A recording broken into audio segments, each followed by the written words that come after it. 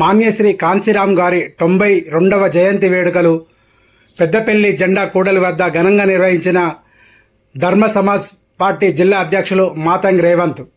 ఈ కార్యక్రమంలో సామాజిక రచయిత డాక్టర్ మంద భాస్కర్ యాదవ్, మాదిగ శక్తి వ్యవస్థాపక అధ్యక్షులు బొంకూరు సురేందర్ సన్ని, పెద్దపల్లి రజక సంఘం అధ్యక్షులు బొడ్డుపల్లి రామూర్తి, ఆవునూరు సతీష్, ఏదుల శంకరయ్య, ఆరపల్లి లక్ష్మయ్య, కాదాసి చిరంజీవి, బూతకూరి రాజు, సాగర్, నరేష్, అభి మరియు పట్టణ ప్రముఖులు తదితరులు పాల్గొన్నారు. గొప్ప వ్యక్తి మొట్టమొదట ఎవరినైతే 3 సార్లు ముఖ్యమంత్రి మాయావతిని ఎప్పుడైతే ముఖ్యమంత్రిగా చేసిందో మొట్టమొదటిసారిగా అణగారిన వర్గాలకు దళితులకు 3 ఎకరాల భూమి పంచింది.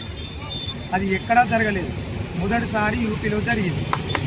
విషయం ఏంటి అంటే అదే కాంశీరాం బాటలో, కాంశీరాం ఆలోచన విధానంలో డాక్టర్ విశారదన్ మహారాజు గారు కూడా అదే బాటలో వస్తున్నారు.